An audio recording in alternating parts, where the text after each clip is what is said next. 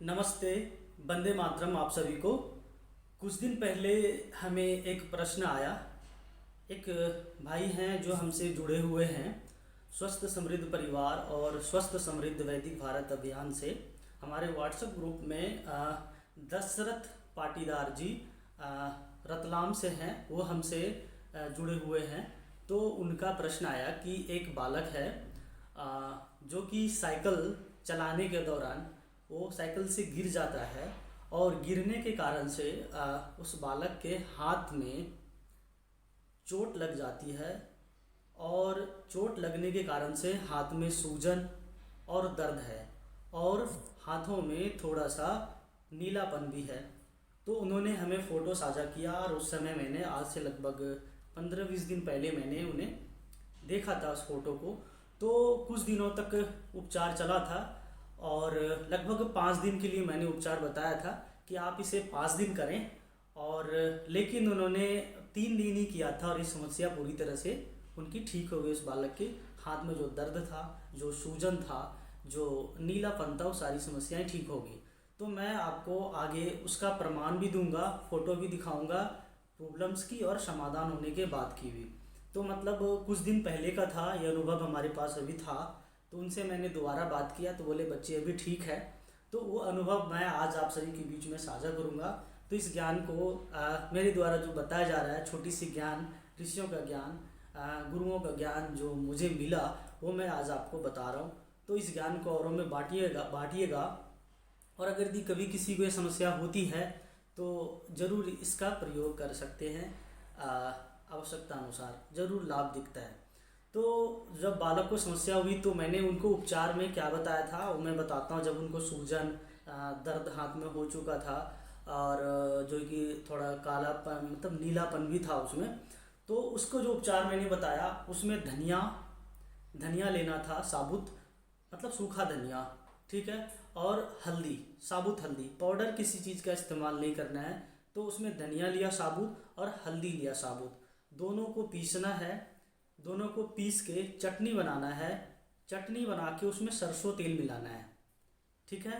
हल्दी और धनिया दोनों को पीसना है थोड़ा पानी डाल के।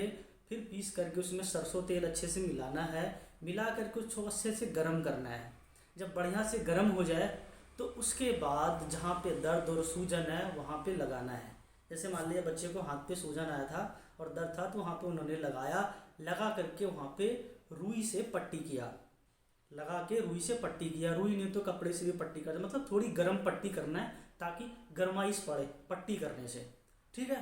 तो ये करवाया मैंने उनको दिन में 3 बार। एक बार सुबह लेप किया हल्दी धनिया सरसों तेल का गरम पेस्ट, एक बार दोपहर में, एक बार शाम में, ठीक है। दूसरी दवा उनको मैंने पीने के लिए दिया था। पीने के लिए था आधा चम्मच सौंठ, ठीक है, और चौथाई चम्मच हल्दी। आधा चम्मच सौंठ और चौथाई चम्मच हल्दी को दूध में उबाल के पीना था। इच्छा अनुसार दूध ले सकते हैं, आधा गिलास, 1 गिलास, जो भी हो आपके पास। तो उबाल के पीना है। दूध में देसी गाय उत्तम माना जाता है और किसी भी प्रकार का दूध पीना हानिकारक है, ये आप जानते हैं। तो घर में देसी गाय पालिए। तो हल्दी और सौंठ का मैंने दूध पिलाया उनको, दिन में 2-3 बार उन्होंने पिया। तो 3 दिन के बाद ही उनका अनुभव आया दशरथ जी का कि दीपक भाई, ये जो समस्या थी बच्चे की, आपने 5 दिन कहा था करने को, तो 3 दिन में समाधान हो गया। तो इस उपचार को ध्यान रखना है और कीजिएगा। तो मैं अभी साइड में फ़ोटो भी लगा दूंगा, ठीक है, अभी जो ठीक हुआ, ठीक है, आप वो देख लेना। और उपचार में क्या दिया था वो सारा मैं स्क्रीनशॉट जो मैंने व्हाट्सएप से निकाला है वो आप देख लीजिएगा, ठीक है। तो ये सारी समस्या थी। तो इसे कीजिए और औरों में बताइए। तो ये ज्ञान आपको कैसा लगा हमें ज़रूर बताइएगा। तो एक छोटा सा अनुभव था और जो मैं प्रयोग कर रहा हूँ, जो मैं चिकित्सीय जो मैं सेवा कर रहा हूँ लोगों को, राजीव दीक्षित जी से प्रेरित होकर के। गोविंद चंद्र प्रसाद जी हमारे गुरु हैं, जो कि एक हमारा दूसरा चैनल है स्वस्थ समृद्ध परिवार, उस पर भी उनका वीडियो भी आता है। शीघ्र ही इस चैनल पे भी उनका वीडियो और उनका भी अनुभव आएगा। तो जो हमारी टीम में, हमारे गुरु की टीम में मैं हूँ और भी लोग हैं, सब मिल करके जो ये कार्य कर रहे हैं उसमें बहुत सारे अनुभव आते रहते हैं, वो मैं साझा करता रहता हूँ। तो ये बहुत अच्छा लग रहा है, बांटिए और उसको समझिए और अपने देश को अच्छा बनाइए। तो थोड़ा और बात कर लेते हैं कि जैसे अपना हल्दी है, हल्दी का जो गुण धर्म है, हल्दी गर्म होता है, ठीक है, खुश्क होता है, ठीक है, और तिक्त, तो तिक्त गुण इसमें होता है, ठीक है, और कड़वी गुण भी इसमें होता है, ठीक है। तीखी, तीखी गुण होता है, कड़वी होता है और तिक्त होता है, कड़वी और तिक्त एक ही है, ठीक है। ये इसके अंदर आयुर्वेदिक गुण होता है, ठीक है। जैसे कड़वी मतलब कि खाएंगे तो कड़वा, हल्का नीम जैसा कड़वापन, नीम में भी तिक्त रस है, ठीक है। और तीखा मतलब थोड़ा सा तीखापन, जैसे मिर्च जैसा लगना हल्का, ठीक है, तो ऐसा महसूस होता है। और हल्दी सूजन को नष्ट करने का गुण इसके अंदर होता है, हल्दी सूजन को नष्ट करता है। ऐसे बहुत सारी बीमारियों में हल्दी काम आता है। हल्दी दर्द को ठीक करता है, ठीक है। हल्दी बहुत सारे सैकड़ों सैकड़ों रोगों में काम आता है। तो विस्तार से धीरे धीरे समझते जाएंगे हम लोग। तो हल्दी खुजली को नष्ट करेगा, खांसी को नष्ट करेगा, ठीक है, चेहरे की रंगत लाती है, ठीक है, रक्त शोधक है हल्दी, ठीक है। हल्दी कपड़े, जो कपड़े होते हैं हमारे पहले समय में, कपड़े पे भी हल्दी से कपड़े को रंगा जाता था, ठीक है, ठीक है। ये सारी चीज़ें गुण होती है हल्दी के अंदर। हल्दी कुष्ठ को ठीक करता है, जो हमारे कुष्ठ रोग होते हैं, आयुर्वेद में 18 प्रकार का कुष्ठ बताया गया है, तो हल्दी कुष्ठ रोग को भी नष्ट करता है, उसको ठीक करता है। तो सबको हर रोगों में औषधियों को लेने का अलग अलग विधि होता है, अलग अलग विधान होता है, अलग तरह से योग बना के लिया जाता है, उसमें इस तरह से प्रयोग हम करते हैं, ठीक है। उसी तरह धनिया भी क्या करता है, सूजन को नष्ट करता है। हर धनिया सूजन को नष्ट करता है। और धनिया का जो तेल बनता है वो जोड़ों के दर्द में काम आता है, गठिया जैसे रोग में इसके तेल से, धनिया के तेल से मालिश करने से भी दर्द में राहत मिलता है, ठीक है। धनिया के इस तरह के गुण हैं। धनिया स्वभाव में ठंडी होता है और रुक्ष होता है, खुश्क होता है, ठीक है, रूखापन होता है, ऐसा बताया जाता है, ठीक है। तो इस तरह के गुण है धनिया में। और धनिया को कहा जाता है अधिक मात्रा में सेवन नहीं करना चाहिए, ज़्यादा मात्रा में धनिया सेवन करने से नुकसान होता है, ठीक है। तो ये सारी चीज़ें होती हैं। तो इस उपचार को अपनाइए और औरों में बांटिए।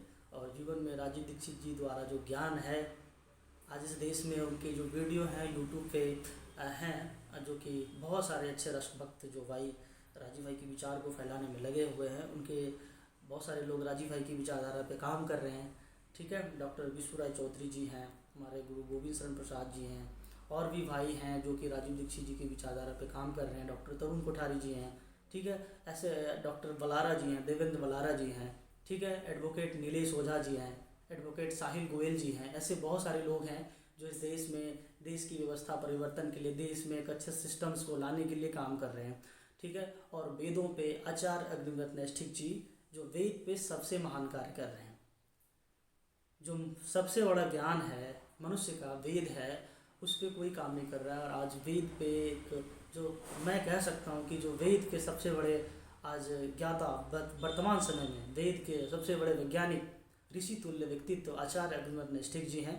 तो वेद पे बहुत अच्छे कार्य कर रहे हैं। और अप्रैल में इनका पुनः वेद विज्ञान वैदिक विज्ञान एवं आधुनिक विज्ञान का आयोजन किया गया, समारोह रखा गया है।